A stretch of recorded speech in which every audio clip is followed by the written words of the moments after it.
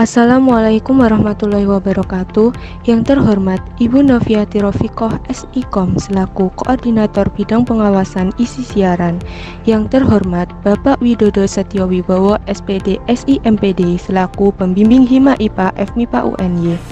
Yang kami hormati Saudara Agung Yuda Septajati selaku Ketua Himpunan Mahasiswa Pendidikan IPA FMIPA UNY. Pertama-tama, marilah kita haturkan puji kehadirat Allah Subhanahu wa Ta'ala yang telah melimpahkan karunia-Nya sehingga kita dapat berkumpul pada pagi hari ini untuk melaksanakan acara kunjungan media.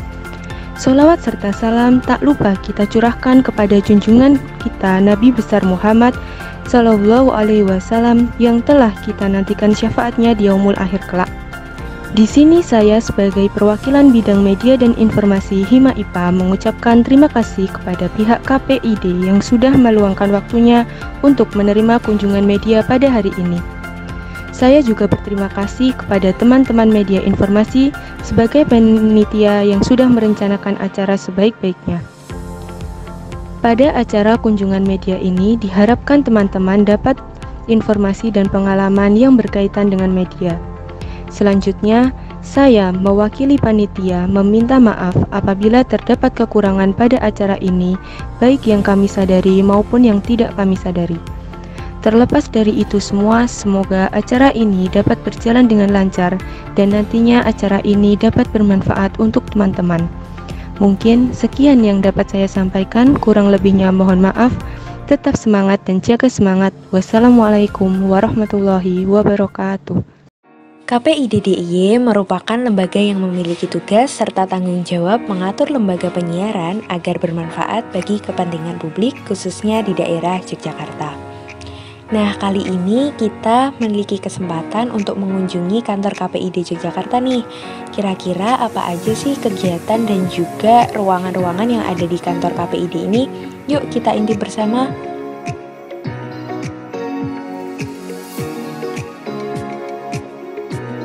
Yang pertama yaitu ruang pemantauan. Di ruang pemantauan ini dilakukan kegiatan pemantauan untuk seluruh siaran baik televisi maupun radio yang ditayangkan di daerah Yogyakarta, baik TV nasional maupun TV daerah.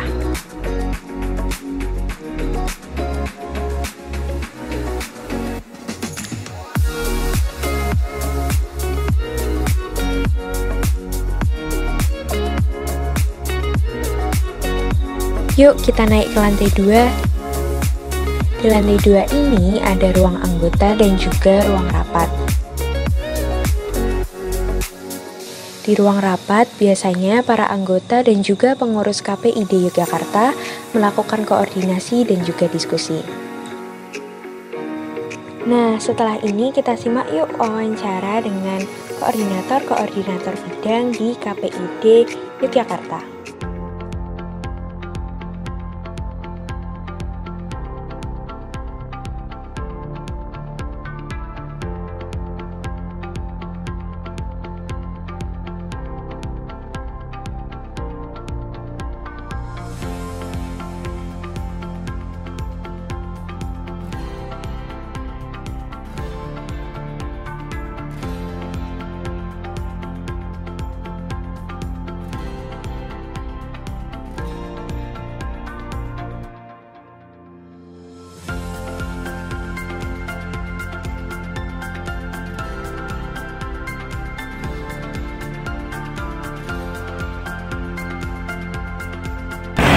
Mungkin langsung ke pertanyaan pertama. Ini pertanyaan yang mendasar dulu, apa itu KPID dan bagaimana tugas dan juga wewenang dari KPID Daerah Istimewa Yogyakarta?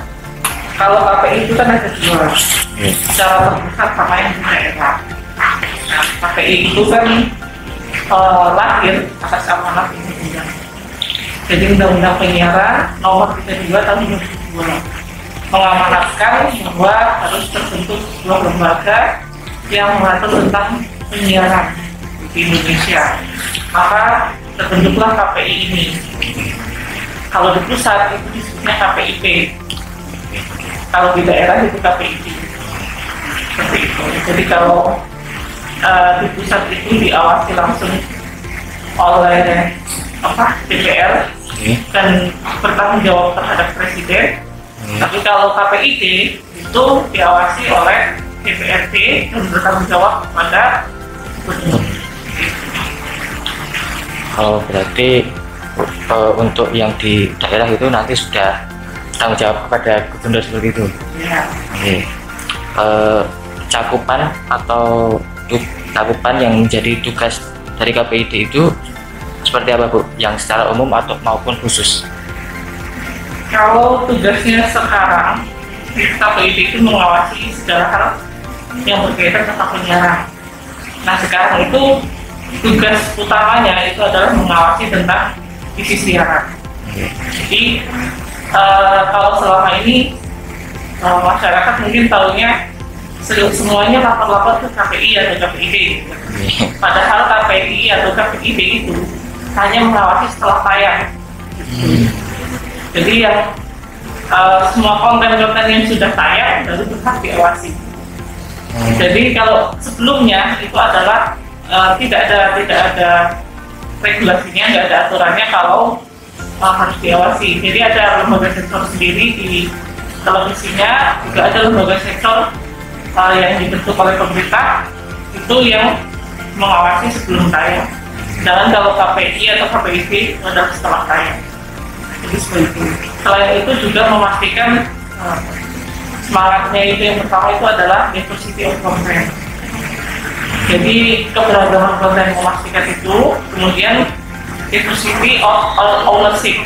Jadi keberagaman kepemilikan dan mengatur regulasinya supaya dua poin utama ini, dua semangat yang pertama ini bisa terus terjaga. Berarti kalau misal ada aduan dari masyarakat itu sebenarnya kalau diadukan ke KPID itu salah. Maksudnya yang sebelum tayang. Betul kan aduan dari masyarakat, misalnya ada sebuah tayangan televisi, sinetron atau apapun. Ini masyarakat mengadukan kok tayangannya seperti ini, tidak sesuai dengan norma yang berlaku misalnya, terus melaporkan kepada KPID. Nah, KPID atau KPI itu wajib meresponnya, menindaklanjutinya, seperti itu. Oke, baik. Selain dari melindungi penyiaran yang itu tadi, apakah ada kegiatan lain yang dilakukan oleh KPID? Ya, biasanya kalau kegiatan pertama literasi. Kalau televisi atau radio siarannya itu bagus, masyarakatnya juga harus bagus. Masyarakatnya punya bisa menilai kan, televisi atau siaran televisi dan radio itu baik atau buruk, itu masyarakat yang menilai. Jadi masyarakat juga harus literasi tayangan seperti apa yang kira-kira lebih membangun, tayangan seperti apa yang baik dan tidak mengandung hoax. Itu harus dijelaskan kepada masyarakat. Karena kalau KPI atau KPID itu kan perwakilan dari masyarakat juga. Fungsinya memantau lembaga penyiaran. Nah, jadi kita harus sama-sama terliterasi dulu, baru bisa mengawasi. Jadi, kalau kita tidak paham sama sekali, tidak paham tayangan yang bagus seperti apa, gimana kita mau mengawasi? Gitu. Contoh dari kegiatan untuk meliterasikan masyarakat sudah pernah dilakukan di sini? Kalau kegiatannya itu kan bisa dilakukan dengan berbagai hal ya.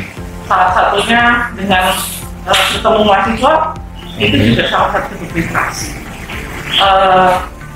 Membuat acara webinar itu literasi juga. Kita datang langsung kepada masyarakat itu literasi juga. Kemudian bikin konten-konten di medsos itu literasi juga gitu kan. Talk show, siaran di media itu juga literasi. Selain itu juga kita juga menjaga hubungan antar lembaga, misalnya dengan instansi pemerintah kita juga menjaga hubungan agar yang mengawasi siaran ini tidak hanya dari KPID, tapi instansi lain, misalnya dinas kesehatan, kemudian Kementerian Agama, Dinas Kebudayaan, karena siaran itu kan mencakup banyak aspek ya. Itu menyangkut seluruh aspek, malah seluruh aspek kehidupan, bisa sosial, ekonomi. Jadi sama-sama biar sama-sama mengawasi, kita juga banyak melakukan kerjasama.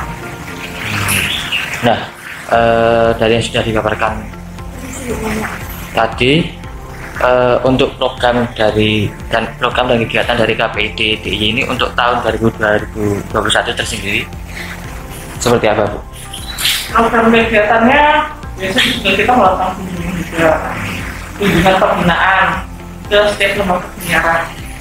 Kunjungan langsung melihat kondisi lembaga penyiaran itu seperti apa,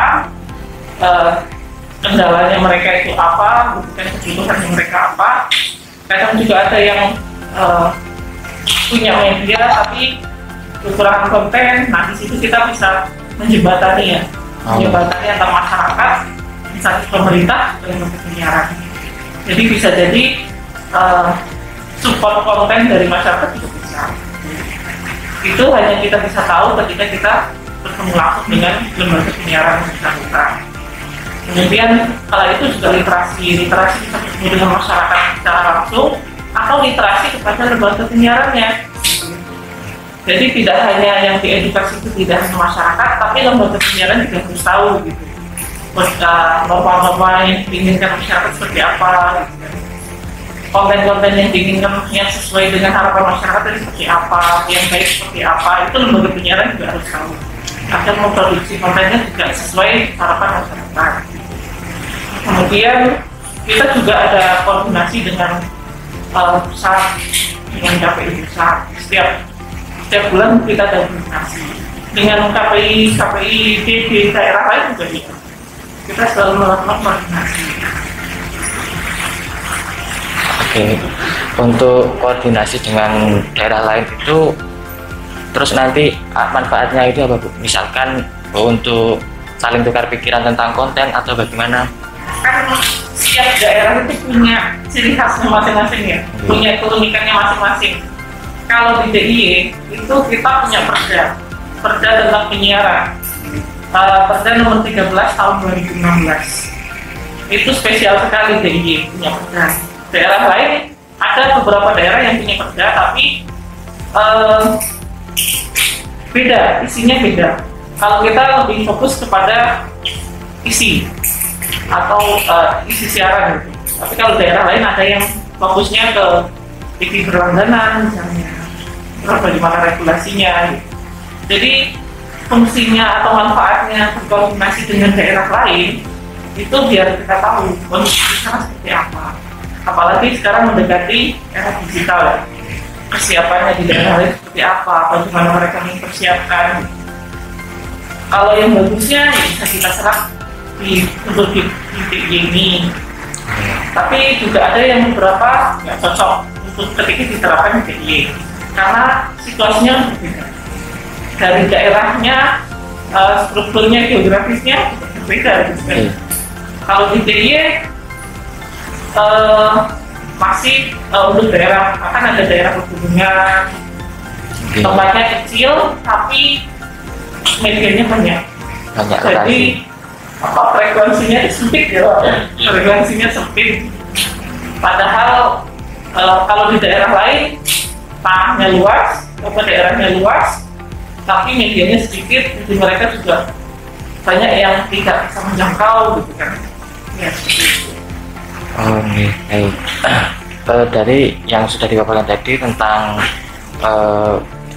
penyiaran itu, hal atau topik yang disiarkan itu seperti apa, Bu? Yang bisa lolos seperti itu? Nggak ada aturan harus topik ini, topik itu nggak ada. Hanya saja kita punya pedoman yang harus diikuti. Namanya P3 dan SPS, pedoman perilaku penyiaran dan standar siaran. Di situ sudah mengatur konten-konten apa yang boleh dan tidak boleh. Misalnya ada juga tentang kalau menyinggung tentang SARA misalnya, itu harus bagaimana menayangkannya. Kemudian ketika ada kecelakaan atau kecelakaan pesawat seperti kemarin misalnya, atau itu ada etika jurnalistiknya. Jadi sudah diatur dalam P3 dan SPS itu. Kemudian kalau DIY sendiri karena punya perda, itu juga di dalam perda itu sudah diatur poin-poin apa saja yang diharapkan bisa disiarkan di program siaran lokal di DIY. Misalnya seperti pendidikan Pancasila, kebinekaan, kemudian tentang keistimewaan, kemudian ada berita daerah, ada penyuluhan agama juga, kemudian ada sosialisasi kebijakan pembangunan daerah. Ini cara sekali. Jadi di dalam perda itu sudah diatur supaya masyarakat tidak tahu daerahnya seperti apa, kondisi daerahnya seperti apa. Kemudian yang paling penting juga ada informasi tentang perencanaan, perkembangan COVID sekarang seperti apa. Oke. Selanjutnya itu, bagaimana cara untuk menaikkan keantusiasan para pendengar berita pada keadaan sekarang, khususnya untuk para mahasiswa, Bu, tanpa menyebarkan berita yang masih simpang atau hoax? Pertama, kita juga pentingnya literasi itu tadi ya. Selain kita mendapat literasi dari banyak berbagai sumber, kita juga harus mencari sendiri.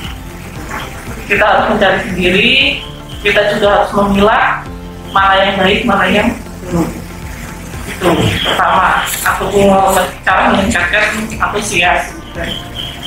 Dan karena kalau KPID itu kewajibannya mengawasi untuk konten program siaran lokalnya, jadi cintailah program siaran lokal yang ada di daerah masing-masing. Kalau di DIY ya cintailah program siaran lokal DIY.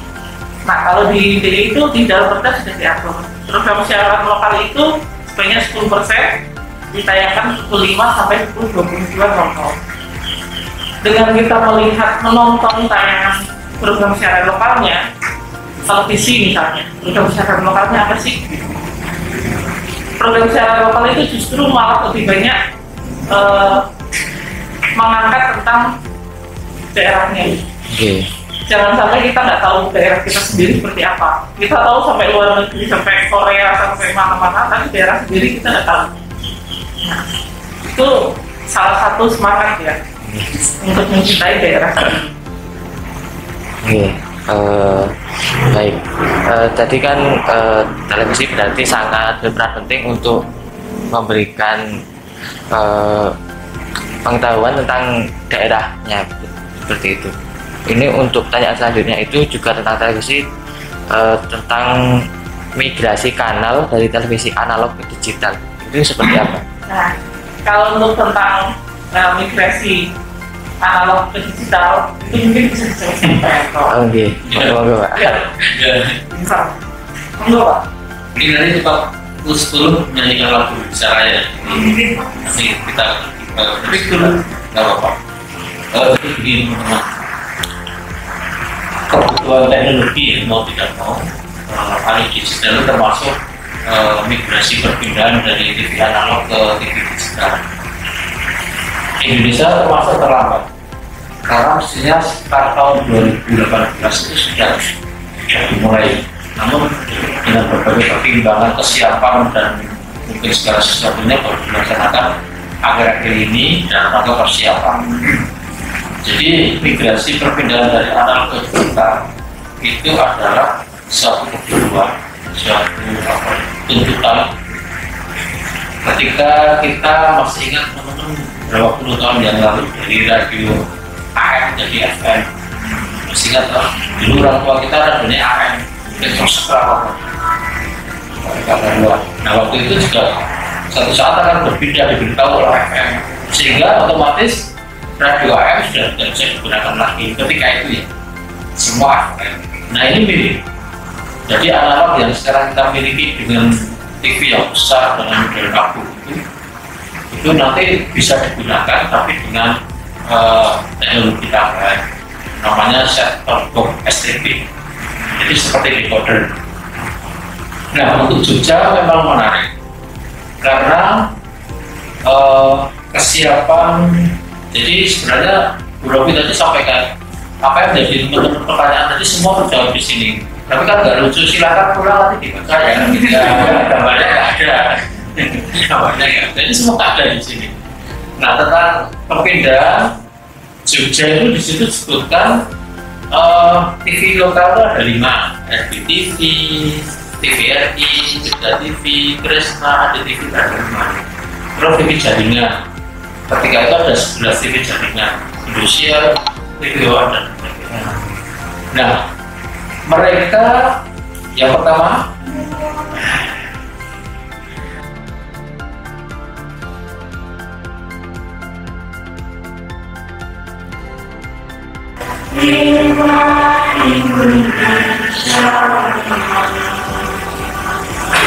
teruskan, monggo sambil dimakan ya, santai aja. Jadi kembali TV digital, yang lokal dan yang jaringan semuanya harus dikirimkan. Nah, kemudian dalam perkembangannya masing-masing, terutama nanti saya bacanya ya Pak, bacanya juga di rumah. Jadi perkembangannya TV-TV jaringan tidak mau kalah, mereka saling bersaing, namanya berafiliasi. Jadi begini, Indosiar itu seperti itu, berafiliasi, mereka ada tambahan TV digital baru di Jogja. Nah, satu grup ini misalnya ya, contoh Indonesia itu satu grup dengan SCTV Indonesia, dia ada channel ini satu manajemen, ada satu lagi yang baru Mentari TV satu manajemen dengan Indonesia. Nah, itu yang saya sebut afiliasi, karena digital mereka tambah lagi TV baru yang mereka miliki satu manajemen. Sehingga itu terjadi juga dengan Metro, ada BNTV, ada Makna TV, juga satu manajemen TV baru yang bersiaran di Jogja yang kita tonton. Nah, sampai sekarang TV yang bersiaran di Jogja digital ada 29, sorry, ada 32.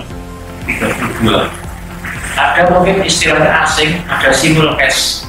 Simulcast itu siaran dua, yang analog dan digital. Jadi Indonesia itu punya dua, analog kita bisa nonton, yang digital juga punya. Ini simulcast. Nah, nanti pada saatnya batas terakhir yang ditetapkan pemerintah tanggal 2 November tahun 2022, yang analog akan off ASO, jadi perdengarkan analog switch off. Itu nanti yang TV-TV analog itu berarti tidak siaran, semua beralih ke digital. Nah, seperti itu. Nah, sekarang pertanyaannya sejauh mana kesimpulan masyarakat? TV-nya canggih digital, tapi kalau masyarakat orang gini, mana ini? Jokowi tujuannya TV-nya nggak ada. Nah, pemerintah juga itu sekarang sosialisasi supaya masyarakat siap ketika nanti itu berubah. Nah, berubah kesiapan masyarakat itu sebenarnya harus ada konsekuensi.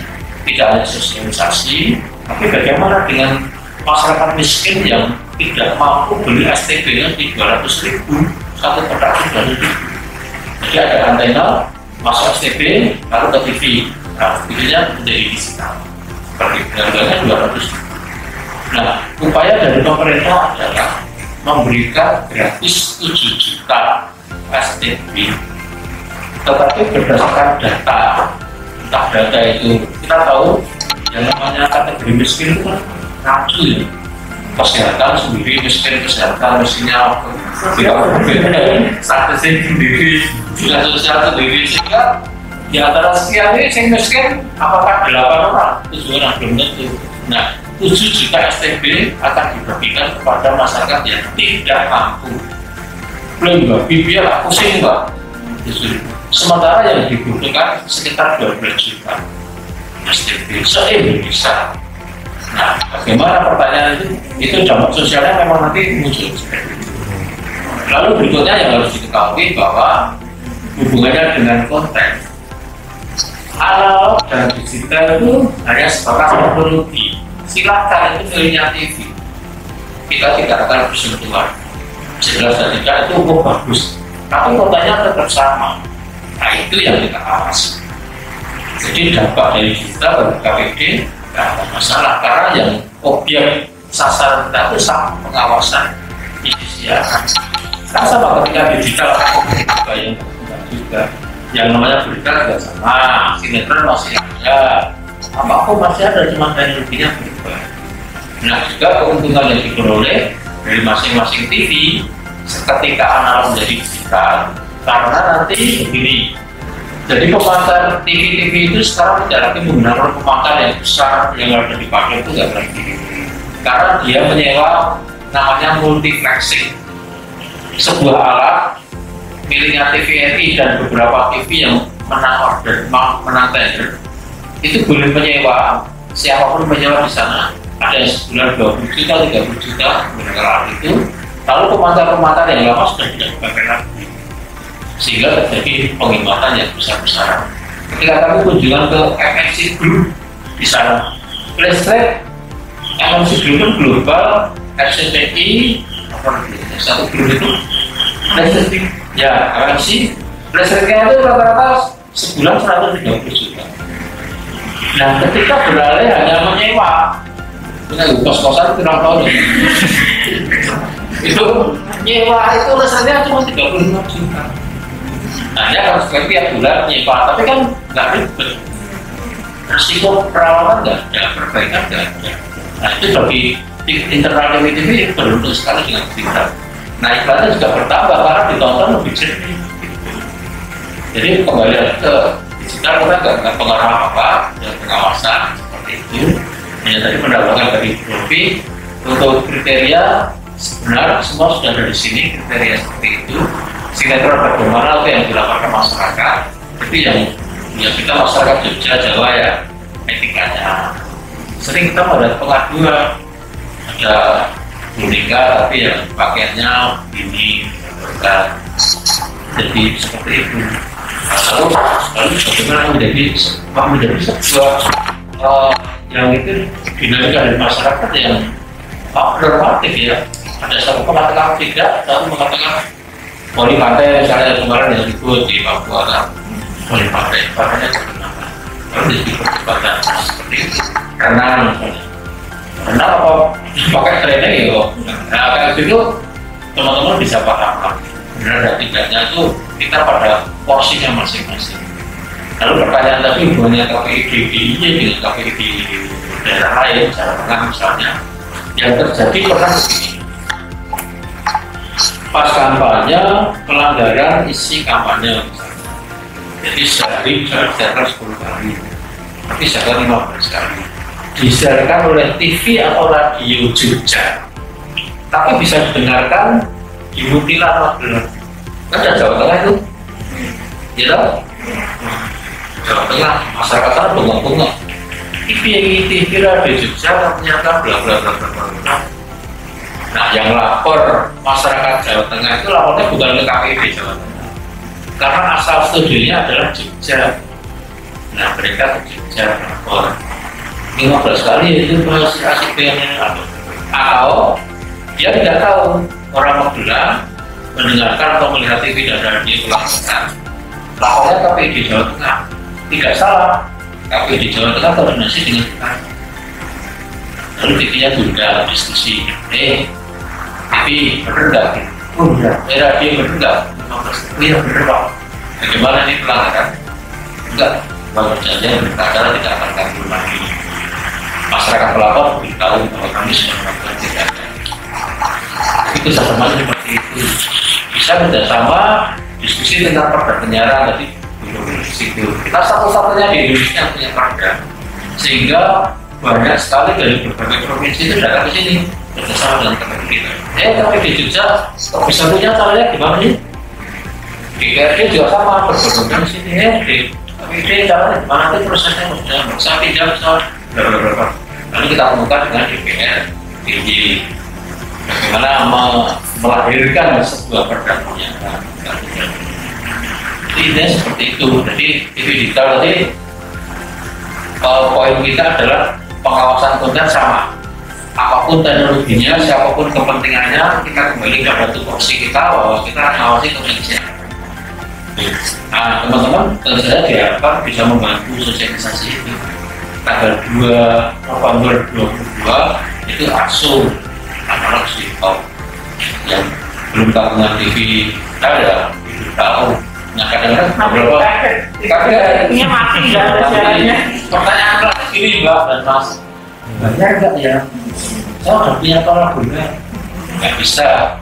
Parabola itu ada fungsinya seperti antena kalau TV kita di rumah, tapi karena brainstorm dia teknologinya lebih kuat, bisa menerima. Tapi itu digital itu nggak bisa, harus ada tambahan STB tadi, tetap harus ada. Jadi bayar nggak bayar, bukan TV berlangganan, jadi cuma beli sekali dipakai selamanya. Atau kalau mau nunggu besok bantuan atau enggak ya nggak tahu, nggak bisa.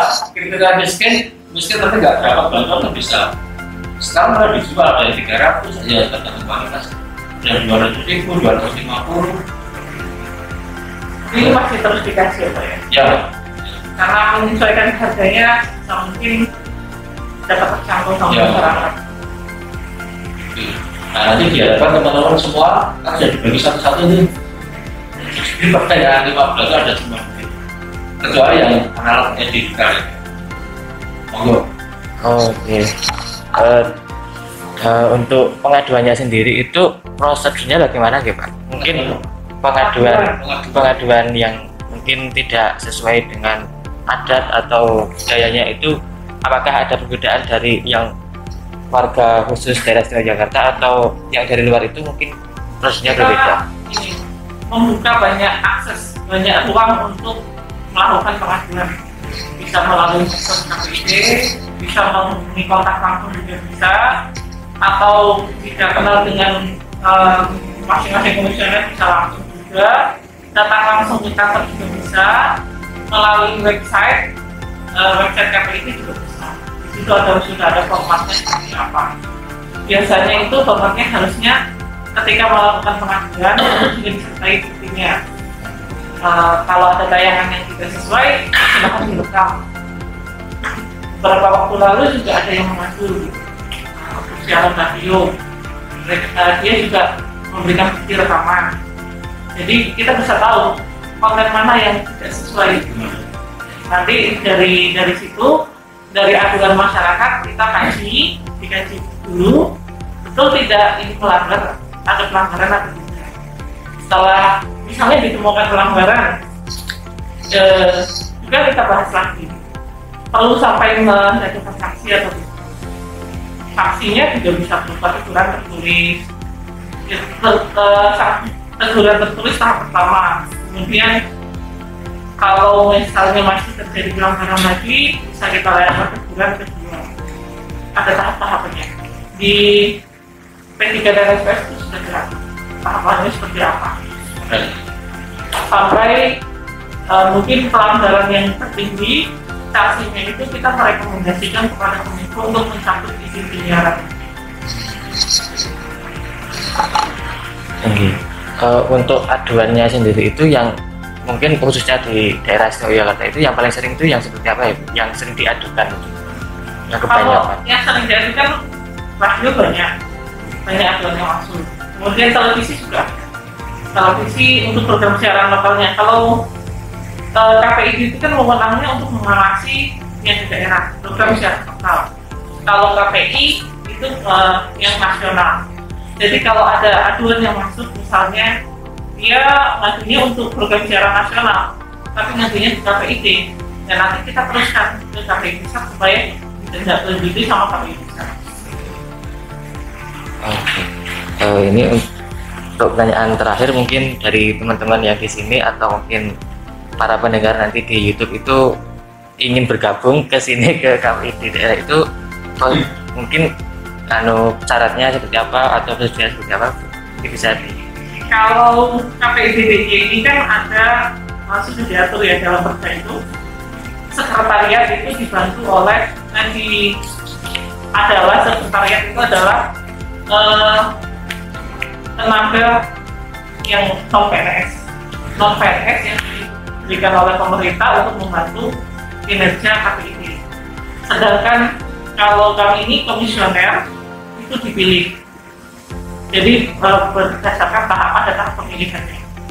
Kalau di sini ada tahap-tahapnya itu kita harus melalui uji seleksi tim pansel gitu kan, panitia seleksi, kemudian sampai tahap akhirnya kita juga harus melewati uji kelayakan publik. Jadi itu yang menguji langsung dari DPRD. Jadi periodenya untuk satu periode itu 3 tahun dan boleh diteruskan selama satu periode berikutnya. Kalau terpilih itu harus melalui pemilihan ulang lagi. Jadi seperti ya dilakukannya pemilihan. Jadi bukan kita melamar seperti melamar pekerjaan gitu. Jadi harus melalui proses pemilihan. Kita mewakili masyarakat gitu.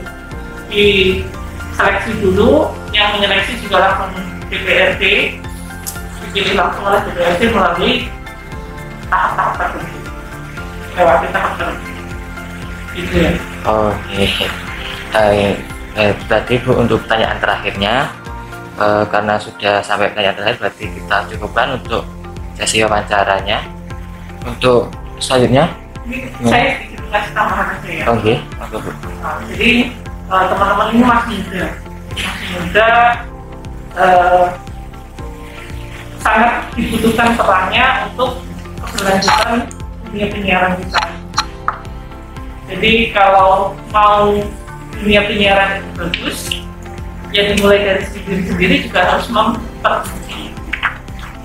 Silakan berkarir di lembaga penyiaran, di dunia penyiaran, gitu. Jadi apapun silakan. Gitu. Kalau misalnya tidak sesuai dengan harapan, ya silakan diperbaiki. Gitu.